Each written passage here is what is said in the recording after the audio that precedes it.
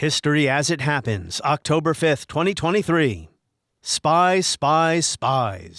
Someone had passed America's atomic bomb secrets to Russia. This was an undisputed fact. This government, as promised, has maintained the closest surveillance of the Soviet military buildup on the island of Cuba. Aldrich Ames and his wife Maria are still, of course, the alleged spies, but there is no doubt in Washington tonight that this is an intelligence disaster. Nations do not mistrust each other because they're armed.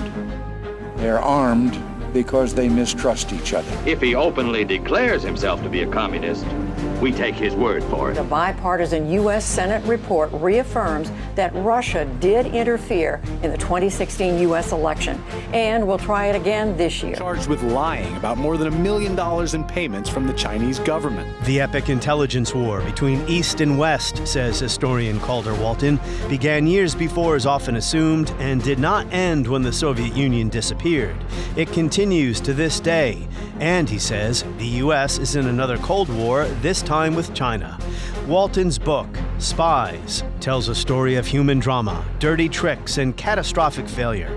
And that's next as we report History as It Happens, a podcast from the Washington Times. I'm Martin DeCaro. We are only now beginning to get our heads around the scope and the scale of the challenge that China poses and has been already undertaking for several years. As much as a historian as I want to say that the answers to this conflict lie in the past, that we can learn what we've done. Yes, it's important to learn from the past, but we want our governments and our intelligence agencies not to be shackled by the past. We want them to be looking forward.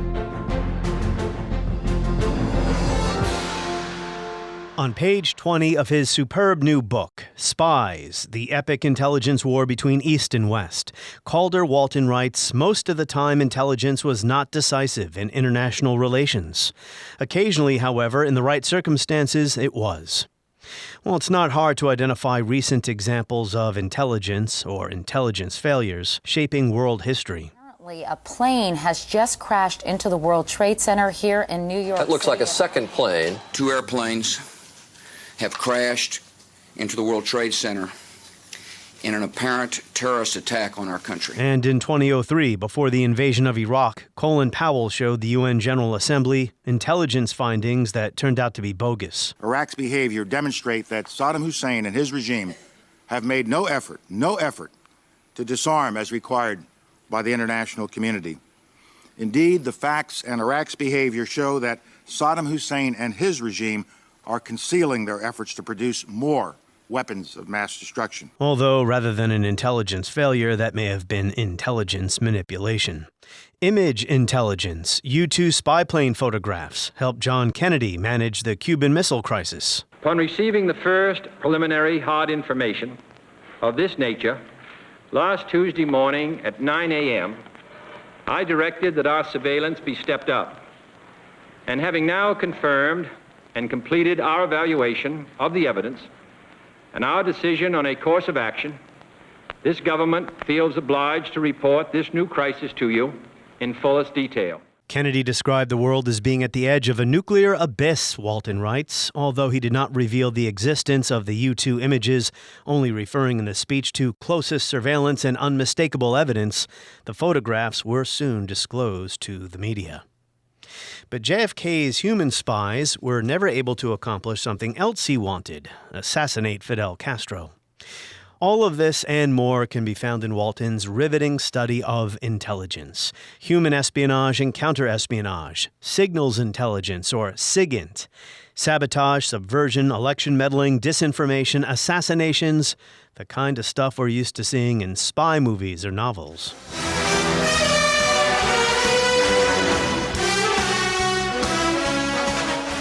But unlike James Bond, what Walton writes about is true, and it's sobering to learn about the role of intelligence in, say, U.S. covert operations during the Cold War.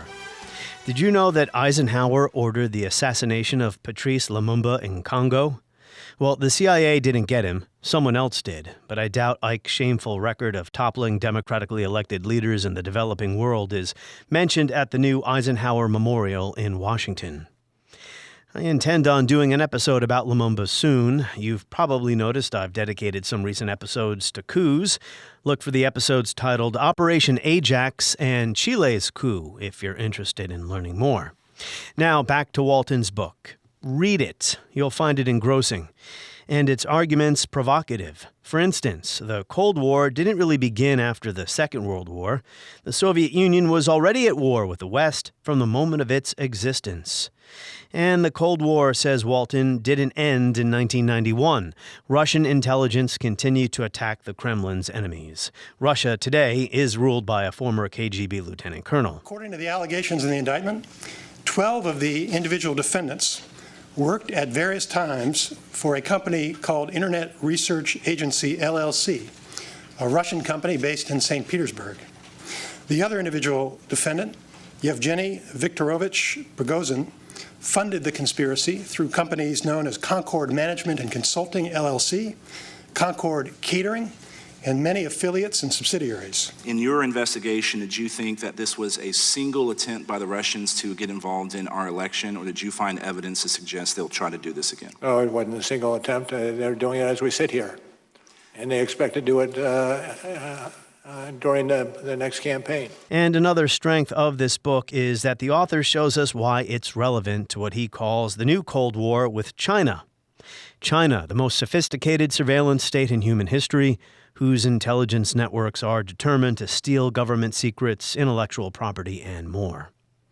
Calder Walton is Assistant Director of the Belfer Center's Applied History Project and Intelligence Project at Harvard's Kennedy School. Hello and welcome. Hello, it's great to be with you. Thanks so much for having me. Congrats on your book. I really enjoyed reading it. So why don't we start with that before I start pillaring you with questions. Yeah. Well, thank you. That means a lot. That's obviously the best that any author can hear is when somebody not only reads the book, as I can tell you have done, but has something nice to say about it. So thank you. Well, it's a serious history book. We were chatting before we connected here about spy novels, spy stories, spy histories. You're not here just to tell us adventure stories. You're trying to do something that you explain in your introduction. And this is something I hadn't actually considered, despite the fact I've read probably more 800 or 900 page history books about, World War II, the Cold War, than most people. Is the lack of intelligence history in large works of synthesis about the 20th century? Why don't we start there? That's right. It is striking that you pick up some of the great established works of modern history, 20th century history, and intelligence gets a small little entry, if that. Usually there's a footnote. It's relegated to the footnotes of history. It's normally written in relation to the Second World War, so the really good histories of the 20th century. So it's impossible to write the history of the Second World War without at least mentioning the role of intelligence. But then you look at some outstanding histories of the Cold War, and Britain's code-breaking efforts after 1945 disappear. So it's like, okay, well, the British code-breakers were active during the Second World War, but then what happened thereafter?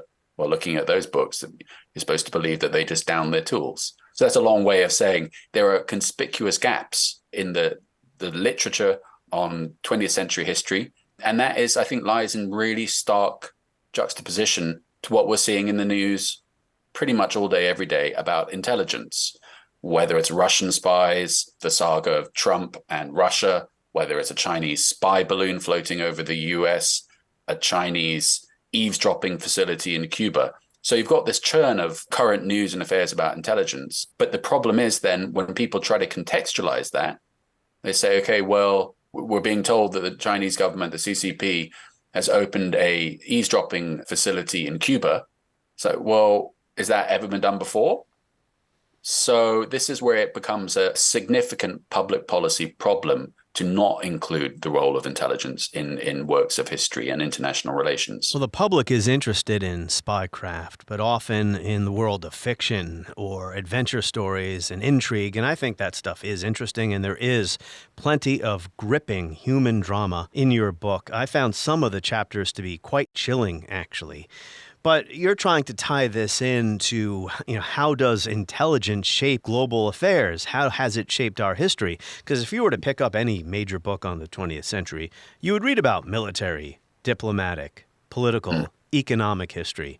So you're trying to say now intelligence needs to be a part of that. But how about the issue of getting the documents, right? I mean, that's difficult, and not just in terms of the Soviet Union and a closed society like that, right? I mean, some of those records are actually available, whereas the British, they don't release anything, do they?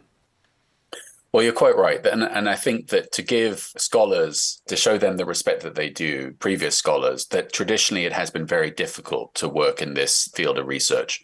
You just mentioned the British, and historically, you're absolutely right. So here's a sort of striking way of looking at it. Britain's intelligence services, MI5 and MI6, as they later became known, they were established in 1909. If you can believe it, it wasn't until 1989 and then 1994, to the end of the 20th century, that the UK government actually got round to putting them on the statute book. So what did it mean? For that whole intervening period, it meant that Britain's intelligence services didn't officially exist. And therefore, if they don't officially exist, it's quite hard, if not impossible, to declassify records from services that don't officially exist. And what does it mean? It means there were just scraps of information about their activities. They were effectively airbrushed out of the historical record. But the thing is, that's definitely not the case now. And since the late 1990s, early 2000s, Britain's services have been extraordinarily good. Well, particularly MI5 has been incredibly good at declassifying records, where new dossiers on people that came under MI5 surveillance at key points in the 20th century are now declassified. And in fact, you don't even need to go to the National Archives in the UK. Many of them are now digitized and available online from the archives. And then you can literally read the MI5 dossier on whoever it may be. Some of the great figures of 20th century history, there is their dossiers publicly available and ready to be read. Yeah, your book is prodigiously researched in that department. Yet you say on page 20 of your introduction, most of the time, intelligence was not decisive in international relations. What do you mean? Well, what I meant with that is that I think there's an inherent tendency for any scholar, it doesn't really matter what you're researching, to say, well, my subject's obviously really important. So first of all, I was trying to resist that. But then there's a more, I think, fundamental thing when it comes to the actual nature of intelligence. So intelligence, what's the purpose of intelligence? To serve, and that's why they're called intelligence services, serve decision makers, to give them at the most basic level, to give policymakers, executive branch, decision advantage over their adversaries and competitors. That's the most basic thing. But intelligence is obviously not the only flow of information that's arriving on the desks of decision makers.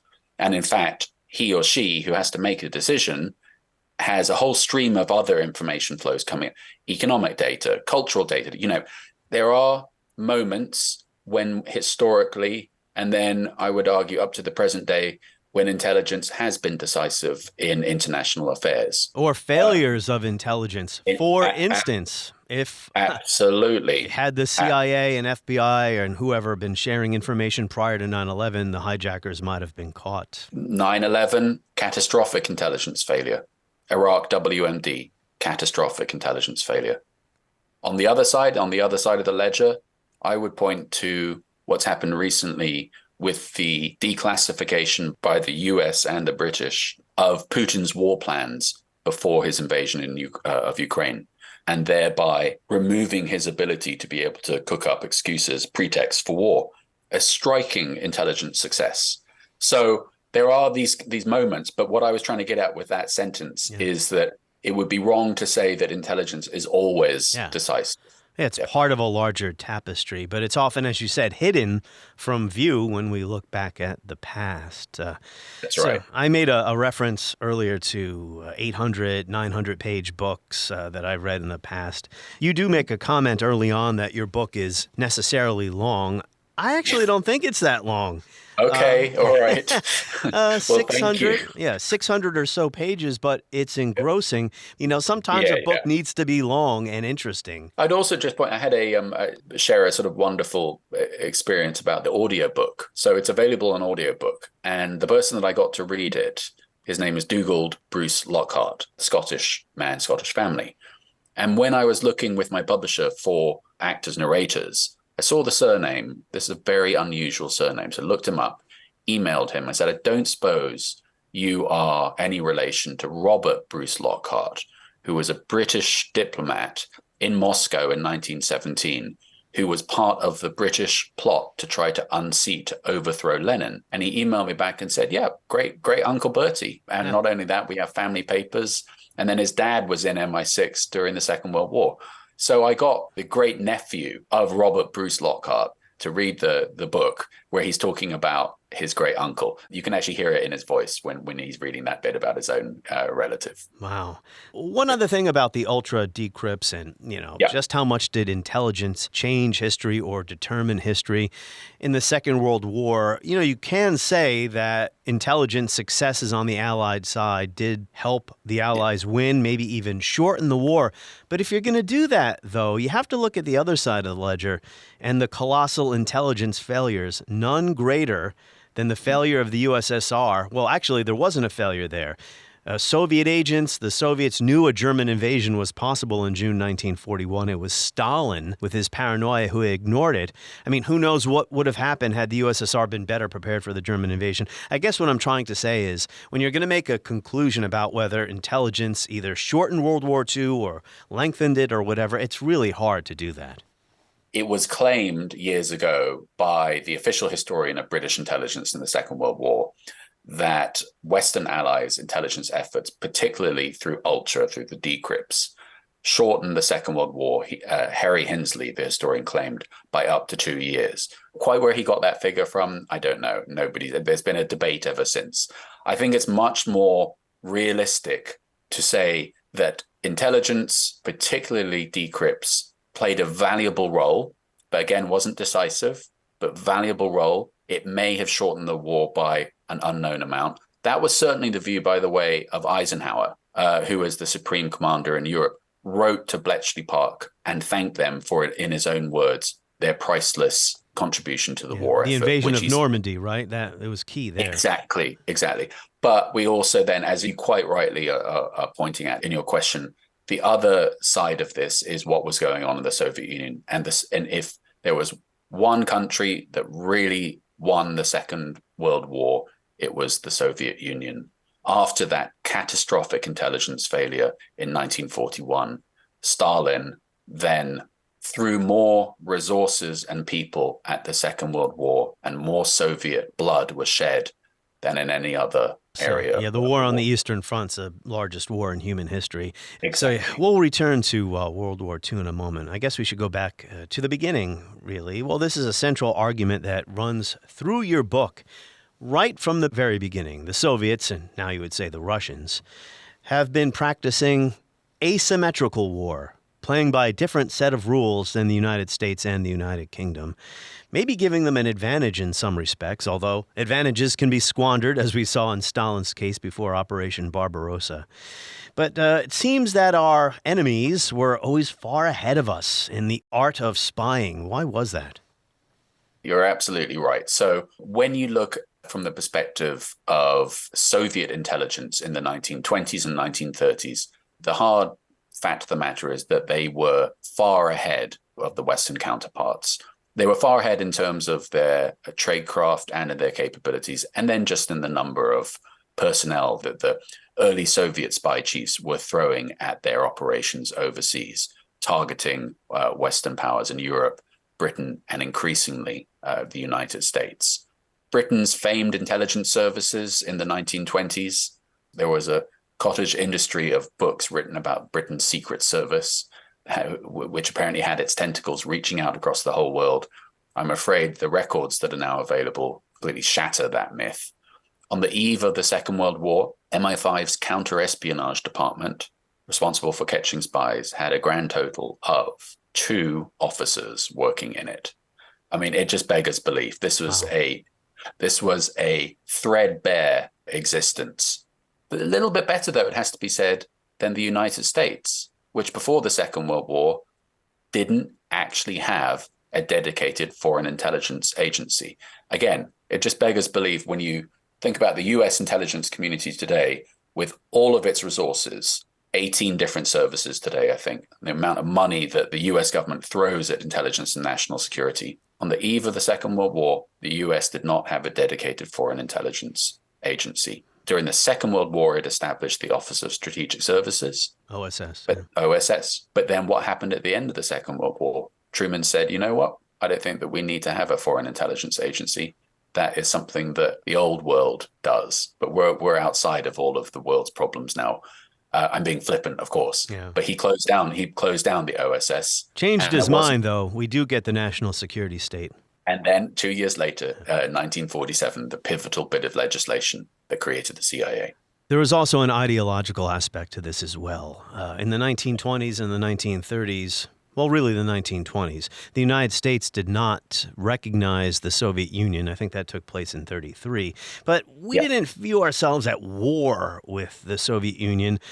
Whereas the Leninist worldview, Marxist-Leninist worldview, was one where we're being surrounded or encircled by the capitalist world, and really it was a prediction about a global war between the capitalist powers, and we need to, well, I'll let you pick it up from there. That's why in the subtitle I call it an intelligence war, for the very good reasons, it seemed to me, as you just pointed out. The Bolsheviks, Lenin and his successors, considered themselves, through their reading of Marx, to be at war, and that war, conflict, was going to be inevitable with the Western capitalist world. The Western imperialist countries were, according to their reading of Marx, determined to overthrow them. They were encircling them, and there would be this inevitable conflict. So the intelligence war had three components: espionage, recruiting human spies; subversion, using human agents and propaganda, disinformation, to subvert foreign governments, to infiltrate them and to undermine their efficient democratic governance; and then sabotage, preparing for actual hot conflict with the Western powers, in which things like sabotage teams would blow up critical infrastructure in Western powers. This was all there from the very beginning in the 1920s.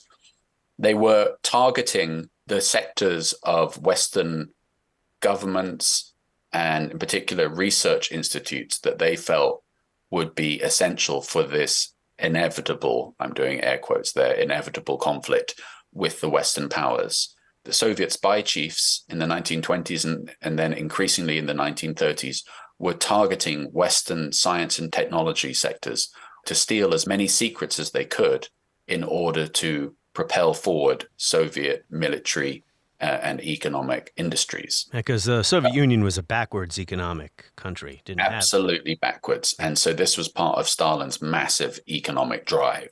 Stealing technology in order to accelerate, to turn the Soviet Union into a true world power, an economic and military world power. And the most important technologies that were being developed in the late 1930s that they were targeting was atomic research. Yeah, I got to say, as an American citizen, it was rather sobering to see just how easy it was for the Soviets to get this done into the 1930s and then during World War II. I admire Franklin Roosevelt. I think he's the most important president of the 20th century. However, there was a naivete. There were also ideological sympathizers, people who were happy to spy for the Soviet Union, or they were just simple Soviet tools, I think is the word you used, right? They were ideologically aligned with what was going on in the communist world. But, you know, at the end of these chapters, I wondered, so what did it all amount to? After all, the Soviets were our allies during World War II. So it is kind of strange how much spying Stalin wanted on his own ally. And I know I threw a lot at you there, but talk about that aspect of it first, the first part of my question, just the ease with which the Soviets infiltrated the U.S. government. That's right. And there's a parallel here. I know we'll probably get to this later in our conversation, but there is a parallel here with Chinese efforts in our own times. If you're going to apportion blame, where does blame lie? Is it with the actor that is conducting espionage or with the country who's being targeted? And in our case during the Second World War, and I would argue today with China, there has been a woeful lack of security, as you just said. So in other words, to say it kind of flippantly, obviously a fox is always going to go after chickens in a coop, right? The real problem is, though, if you leave the door to the coop open. And that's exactly what happened during the Second World War. The problem was that when the Soviet Union entered the Second World War in 1941 with the Nazi attack and Stalin's disastrous mishandling of intelligence, what did the British do? What did the Americans do? Well, the British Foreign Office said immediately overnight, we're going to impose an embargo, a moratorium on all British intelligence collection on the Soviet Union. And why did they do so? They did so because, in their own words, allies don't spy on allies. This was a very gentlemanly approach to international relations. It was incredibly naive as well. I'm smiling because Joseph Stalin didn't reciprocate. There was no such gentlemanly restraint by Stalin. And so actually, when all said and done, the perverse situation arose in which Stalin's greatest wartime intelligence successes were not against the Nazi Axis powers, his wartime enemies, but instead his wartime allies. And the most important of that being Soviet espionage deep inside the Manhattan Project at Los Alamos. And we're going to get to Manhattan Project in 1 second. I just want to ask you a follow-up. I keep getting ahead of you. Sorry. No, it's okay. My meandering interview style takes a while to get to the main point. When it came to how all this worked, you described this, the residents. These were Russian, Soviets, who were here, and then they would identify people who they could work with who were, of course, American citizens. I'll let you explain how the residents worked. Intelligence operations on both sides, the way that they took place and take place is by a head of station, a chief of station as the CIA calls it, head of station as the British call it, or a resident in Russian terminology. This is a person who is usually attached to an embassy or diplomatic facility in a country. Their job is to, often under diplomatic cover, they're said to be a cultural attaché or what have you. But their real job is working for, in this case, Soviet intelligence. And they recruit people who can provide useful intelligence, who have access to state secrets. And as FDR and Churchill decided to build their atomic weapon, the atomic research projects became absolutely high priority for Stalin's intelligence chiefs. The depressing reality of Stalin's espionage assault on his Western allies is seen in the fact that every single major branch of FDR's wartime administration was penetrated by Soviet intelligence. Who's the highest person they got? It was like a personal assistant of Roosevelt or something like that? There was a personal assistant of Roosevelt who was established after the war to have been a Soviet agent. His name, I think it's Lachlan Curry. Yes, that's it. And then an even more striking example, the wartime director of OSS, William Donovan, Wild Bill Donovan, his right-hand man was also a Soviet agent. So FDR's wartime administration was riddled with Soviet spies. Wow, Lachlan Curry, that's right. It's as if Stalin was sitting in the Oval Office talking to Roosevelt. That's right. And what did this mean? The thing is that when you get into this area of research, it's quite quickly to go down a rabbit hole of spy versus spy and what this. But actually, it's important to zoom out, to scale back, and to say, well, what did that actually mean?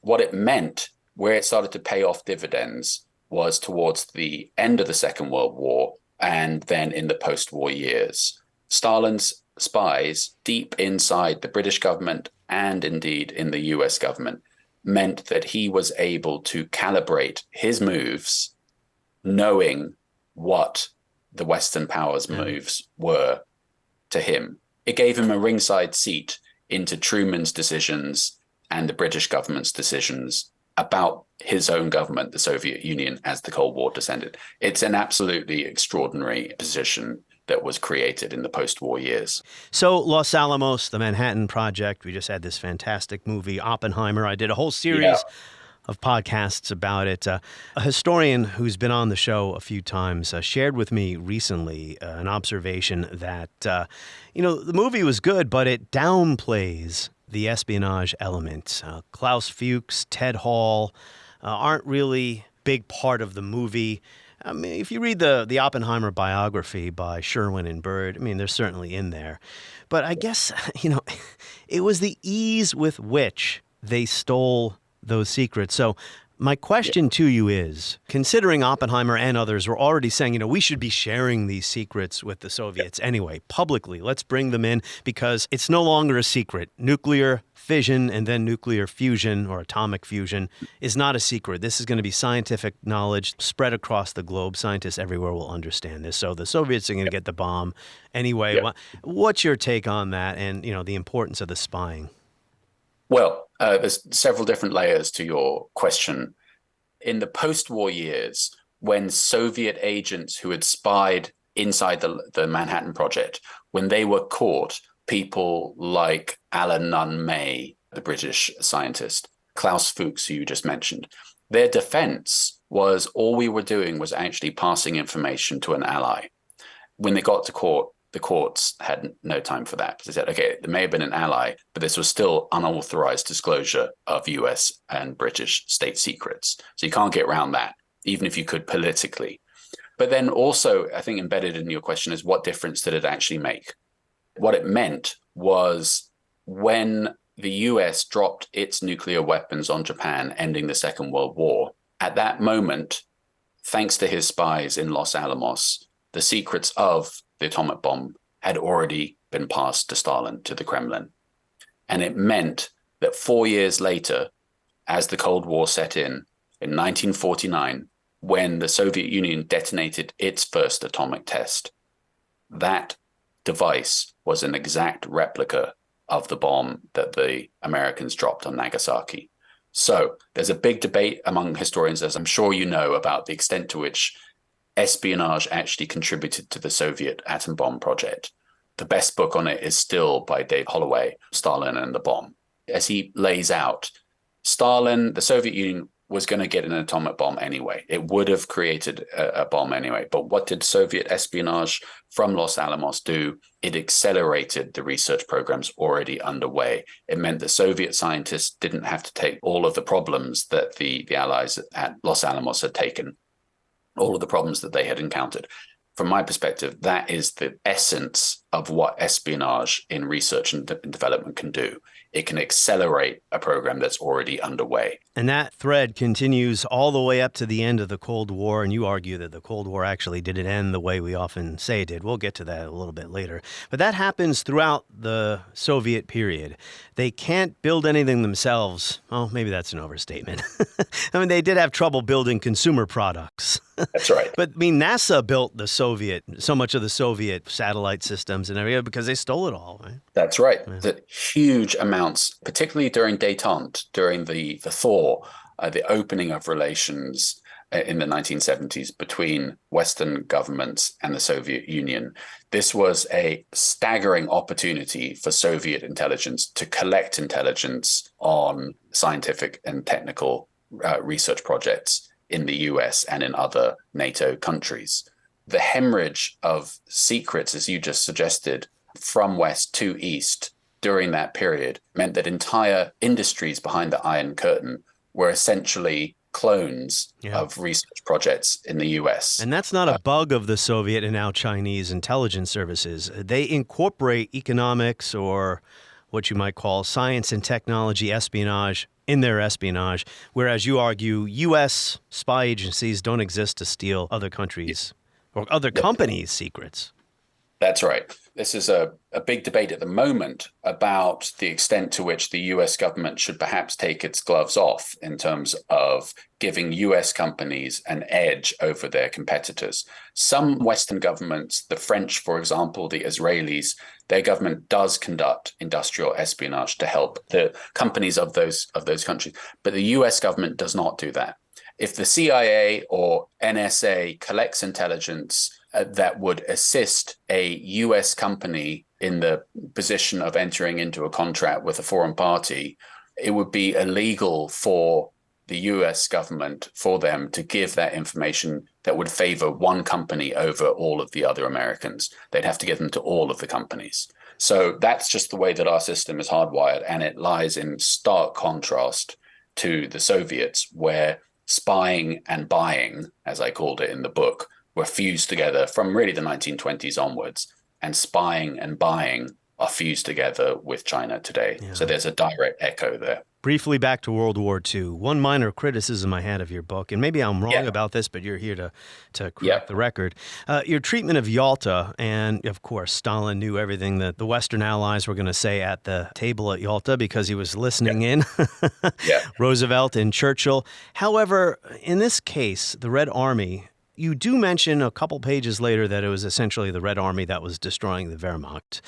But the Red Army was already in Poland. There was nothing, almost nothing, Roosevelt and Churchill could have done at that point to save an independent Poland.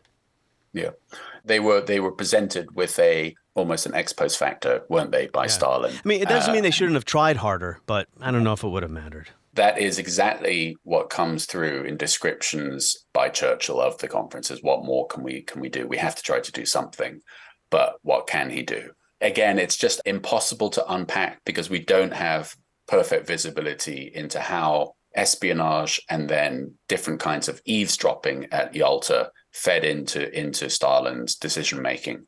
But we do have some insights that inevitably Soviet intelligence, the NKVD, had wired up all of Roosevelt's, where he was staying, and were eavesdropping in on their conversations. And quite how that fed through into Stalin's decision-making at the granular level has been lost to history as far as I know. What's kind of funny now in retrospect, too, is when the Soviets told Roosevelt, no, you can't stay in that building. You have to stay over here because this is safer or whatever. They were doing that because the other building had been totally bugged and wired. And Exactly.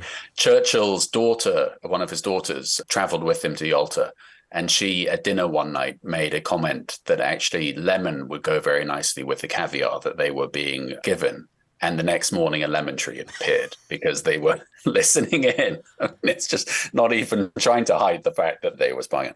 At the Yalta conference, there's the issue of Al-Jahis, as the Cold War set in, became a notorious case accused of being a Soviet spy. Decrypts obtained by the US and the British governments make clear, case closed, that Al-Jahis was indeed a wartime Soviet agent working for Soviet military intelligence, the GRU.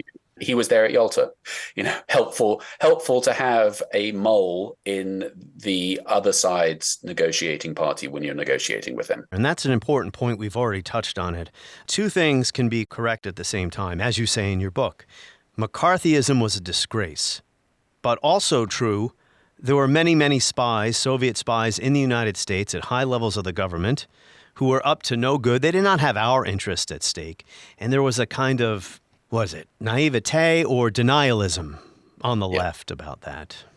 I can't remember who it was. I think it may have been the Soviet leader, Khrushchev himself, who said that McCarthy was the most important asset the Kremlin ever had. In other words, the destruction that he brought to bear on the US government and establishment was more than any Soviet agent or agent of influence that the Soviet intelligence actually had.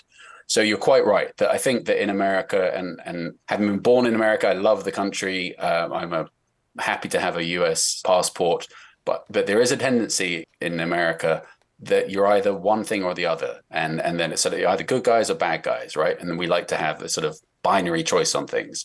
So in the 1950s and 60s, presented with cases like Al-Jahis and other sensational spy scandals, it polarized American society.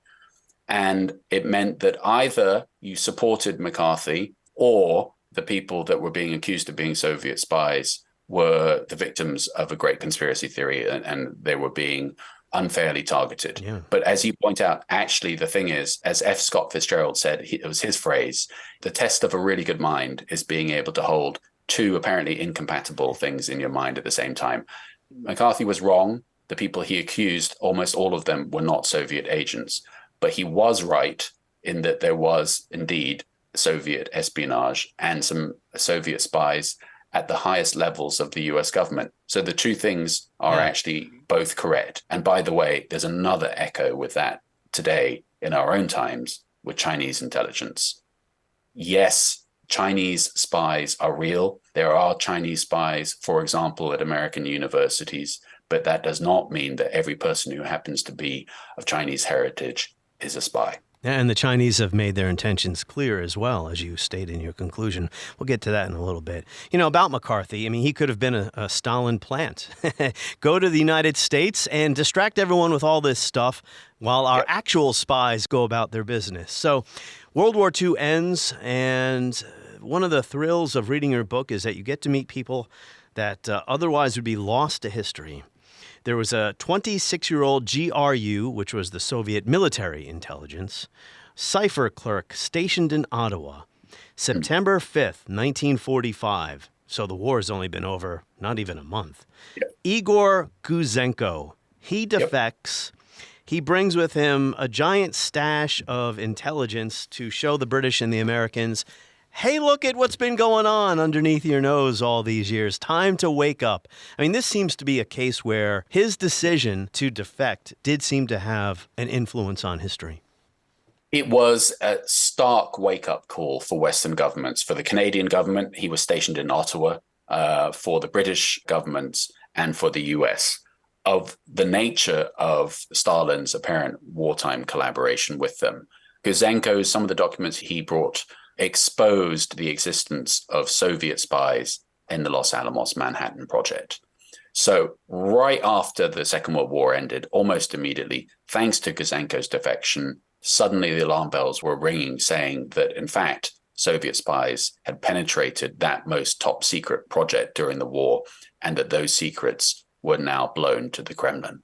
The next question was obviously what to do about it. And this is where the files that have been opened, the British files on Guzenko, really, this gets to your earlier point, start to read more like a novel than historical fact. It's absolutely extraordinary. Because at this point, we have the walk-on role of the person deep inside MI6, Kim Philby, whose job in MI6 was to counter Soviet espionage. The problem was he was a Soviet spy. And so what does Kim Philby do with the Guzenko investigation? We can now see it in hindsight what he was doing. He was trying to take over the entire investigation away from MI5, the sister service, and he was attempting to sabotage it from the inside, playing down leads, saying, I don't think that we need to bother investigating this area, and that's not really that important. So we can see what he was trying to do. He was pushing so much, trying to manipulate the investigation from the inside, that it actually sparked a heated exchange between MI5, where his opposite number was saying, what are you trying to do? This isn't actually your investigation. This is our investigation. It has all the trappings of a spy novel. Meanwhile, Guzenko and his family are given aliases, and they live their lives under really serious fear, and quite right, a reasonable fear that the Kremlin would target them either for smear campaigns or for something more sinister, kidnapping or assassination. I had the privilege of, when I was finishing the book, meeting Igor Guzenko's daughters, one of his daughters, who still lives in Canada, and to actually hear about what it was like living their lives under an alias. They also have a huge attic full of personal papers, and including a diary that Igor Guzenko, kept, written in Cyrillic in Russian, but also in code. This was too much to include in my book, but it has the makings of a wonderful future research project. There's so many stories like this in your book where one side or the other has somebody, a deep mole in the other side's system, and then they're betrayed by, well, is Kim Philby a traitor? I was going to say they're betrayed by a traitor, but to the Soviets, he was a hero. I haven't even gotten to the Cambridge Five or the Cambridge Spies yet. I can't say I was all that familiar with this story before reading your book. Has the UK government fully reckoned with just how lax security was and how poorly they dealt with this problem that went on for decades? I mean, these 5 guys caused so much damage. The root of the problem then, and what allowed the 5 so-called Cambridge spies, these were a group of 5 Cambridge graduates that entered into the civil service in 1930s. They had been secretly, skillfully recruited by the NKVD, the Soviet intelligence that became the KGB, with a mission to distance themselves from all outward manifestations of communism. Whatever you do, don't join the Communist Party. Don't go to any Communist Party meetings. Don't do anything that would allow the police to be able to put your name on a list of known communist sympathizers. Because they were communist personally. They believed they were ideologically committed communists through and through. There were, in hindsight, we can see information that should have perhaps been available to the police and to MI5 vetting them about their early years at university and joining the university socialist clubs and so on. At one point, where one of the members of the ring was asked about his earlier experiences with Marxism, he could just pass that off and say, oh, that was just, I was naive, I was young, and I've got over all of that now. So the root problem of the whole thing was that at the time, MI5, which is the equivalent of the FBI, relied on what it called negative vetting, okay? And that meant when a candidate was being put forward to go into work with access to state secrets, his or her name would be looked up in MI5's registry of records to see if there were so-called any traces. That relied on that person's name, as I just mentioned, having an association with a group or something that would be noted in the card catalog. And the thing is, if you've done everything you can to not be a member of those groups, there wasn't anything there. The stark matter of the fact was MI5 did not at that point rely on any proactive investigations into a candidate. All of that changed in the 1950s with the exposure of the first 2 members of the Cambridge Spy Network. If you happen to go to the right schools and if you happen to go to the right university, Cambridge, if you wore the right tie and you had the right accent, we can trust them. Yeah. The profound impact of their treachery from the British perspectives, treachery of the 5 Cambridge spies, what it did for the UK government in the 1950s onwards was to completely shatter the image or the idea that a traitor couldn't come from the so-called upper classes. And it made it next to impossible to perform intelligence in some areas. The Cambridge Five were in such important positions that they could undermine an investigation designed to find people like them because they were so high up. I mean, that partly explains why they lasted as long as they did, but they all seem to have fairly ruinous endings to their lives. Well, a couple of them, if not more, maybe all 4 or 5 of them made it to the Soviet Union, where they lived pretty shabbily. That's right. So 3 members, Guy Burgess, Donald MacLean, and Kim Philby all defected to the Soviet Union. But to just sort of paint the picture in quite stark terms, the first indications that there was the Cambridge Spy Network, that first emerged in 1951 when Guy Burgess and Donald MacLean defected to the Soviet Union. It wasn't until the 1980s, 30 years later, when MI6 recruited an agent inside the KGB, that they obtained conclusive proof that the so-called missing 5th man was, in fact, somebody who they had suspected long before. 30 years later, wow. The investigation to the Cambridge spies was the longest lasting and most complex counter-espionage investigation in modern British history. 30 years to round up. And the destruction it caused, as you were alluding to, wasn't just about shattering the image of a traitor can come from the so-called ruling classes in Britain, but then there were just some cold-hearted damage assessments of secrets. The UK government and the US government that shared those secrets, all of those secrets through damage assessments had to be considered compromised. Yeah, it's astonishing. It's almost hard to believe, but it's true. Novels are great and movies are great, but I'll tell you, the historical facts are, in my view, even better. So one of the most important parts of your book is your analysis of covert operations during the Cold War by the CIA and the KGB, interfering with other countries, election meddling, assassinations, toppling democratically elected leaders, installing puppet regimes, etc. One of the more chilling passages is Eisenhower is sitting there with his advisors about Patrice Lumumba, who was the democratically elected leader of Congo, not a communist. And Eisenhower, who is praised for his grandfatherly wisdom with the military-industrial complex warning at the end of his presidency. He was a hero, World War II. Here he is ordering the elimination of a leader of another country.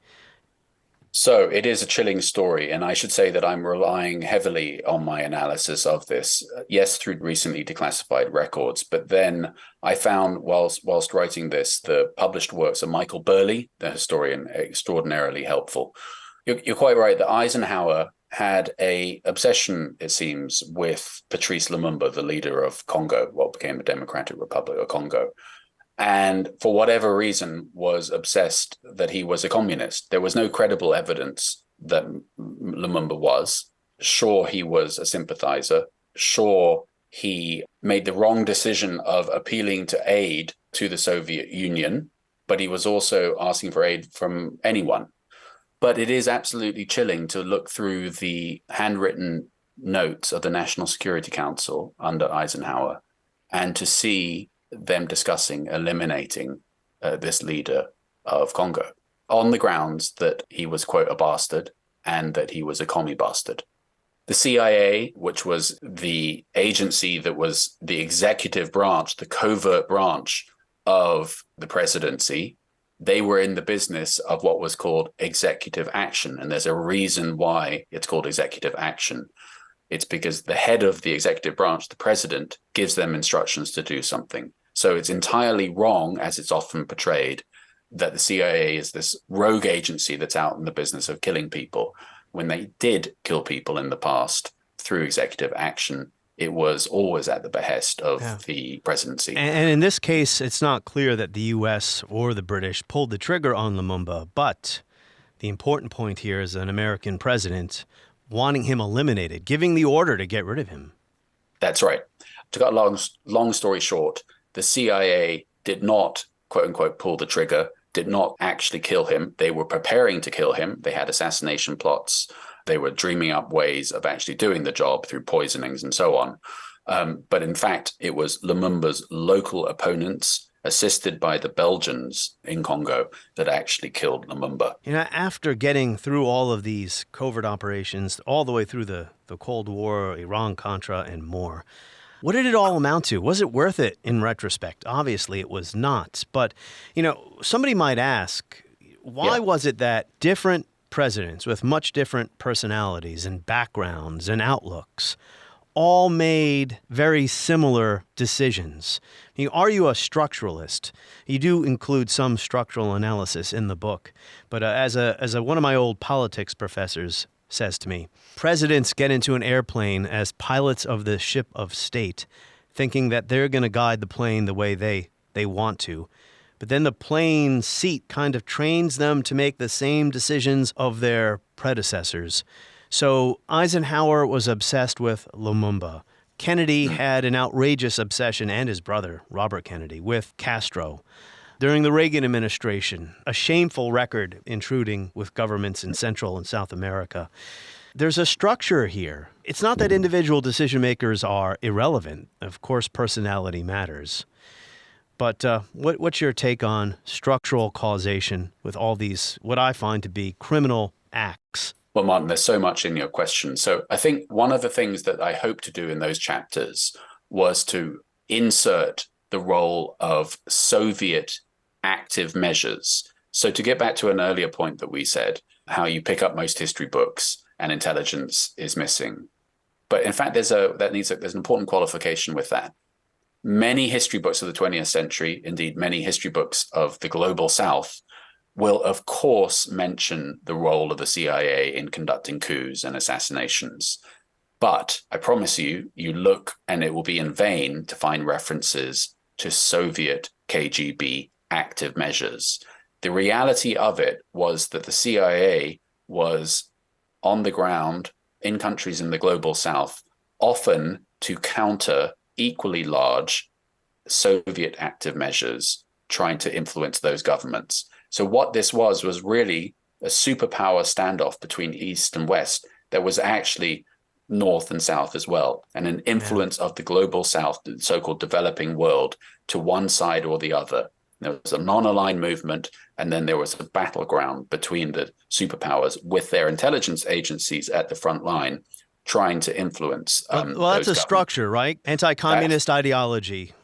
You nailed it. That's the structure that partly explains. Only partly. But I think it only partly explains it. Because did they really drink the Kool-Aid? Did they really think that? Sure, there's evidence of that, of different presidents really believing that then, and finding evidence of a global Soviet conspiracy theory to influence governments in the global south.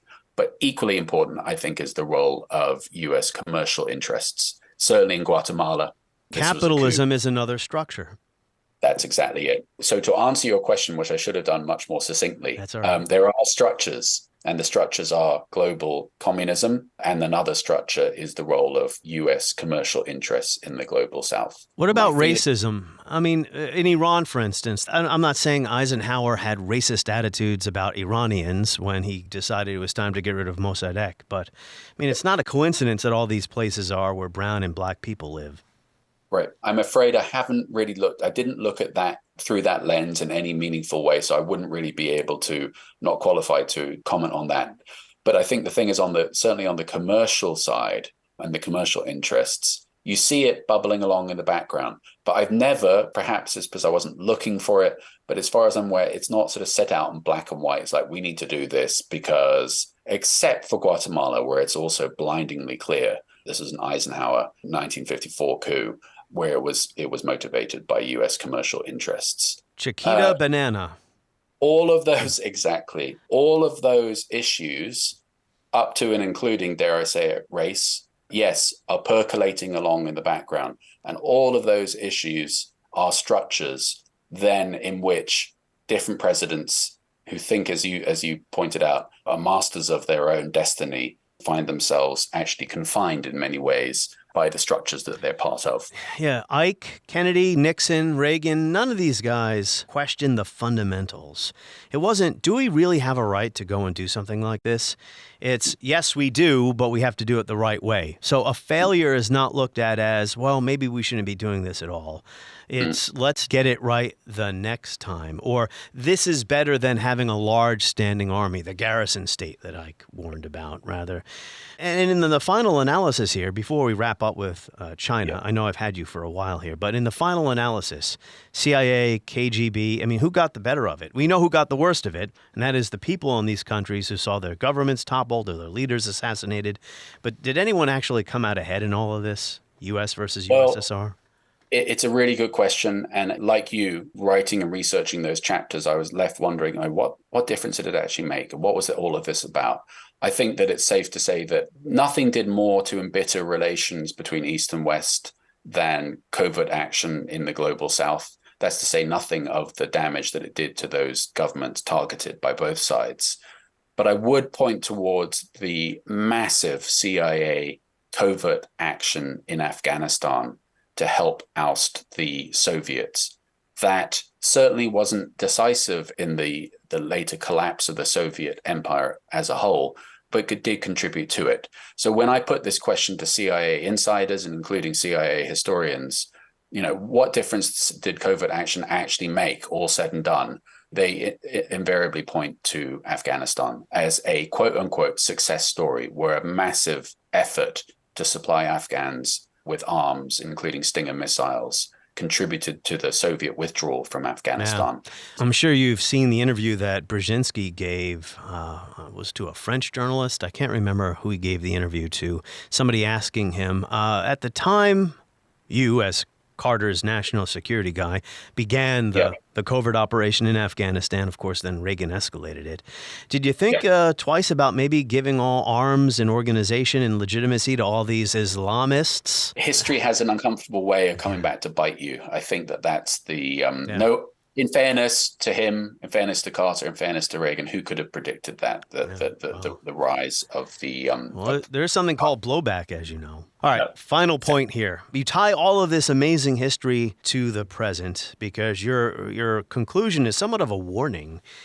We can't be naive with China. We have to understand the Chinese consider themselves, if not war with us, but they're hostile to our interests. I don't like the term Cold War, but there's no sense debating whether it is a Cold War or not. It's not like the USSR Cold War. The U.S. and China have real trade between each other. The Chinese are an actual technology and industrial powerhouse. They actually make things, and they want to be world leaders in certain areas. But all that aside, what's your message on China here?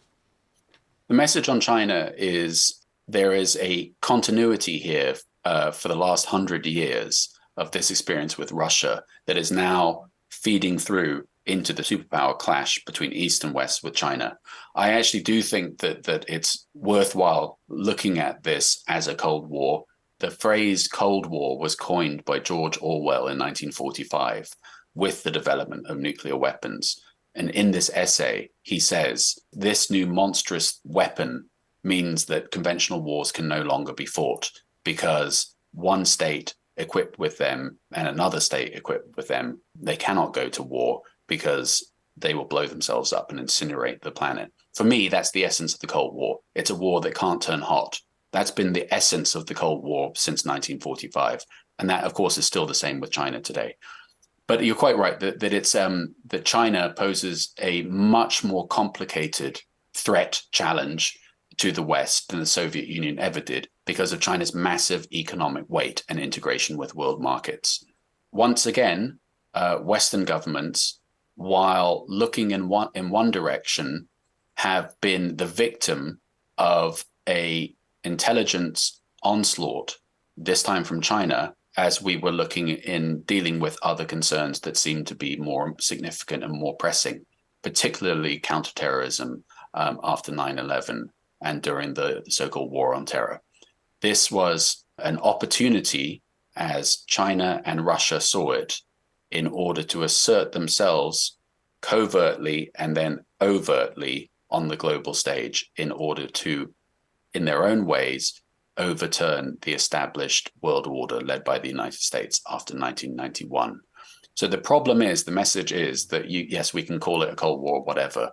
We are only now beginning to get our heads around the scope and the scale of the challenge that China poses and has been already undertaking for several years. Yeah, it's asymmetric warfare. Here's my bottom line message, is that as much as a historian as I want to say that the answers to this conflict lie in the past, that we can learn what we've done. Yes, it's important to learn from the past, but we want our governments and our intelligence agencies not to be shackled by the past. We want them to be looking forward. And this conflict, the tools and the technologies that are going to define that conflict and shape all of our lives lie with artificial intelligence, lie with machine learning, lie with quantum computing, and then the big one looming in the background is bioengineering and biotechnology. These are going to be the battlegrounds and the tools of this conflict with China. And we want our intelligence services to be figuring out how to use these new technologies that are coming online through artificial intelligence, through open source intelligence, commercial intelligence, the advent of quantum computing in a ways that will best help us defend our way of lives against states like China that have a very different outlook and perspective and agenda for the future of the world than we do. And one of the things that is going on now is China's beginning to change some of the rules of the game in terms of trade and other issues. And so one of the things we talked about, for example, is that they're now talking about making sure that no one in the Chinese government can use a Western cell phone, those kinds of things.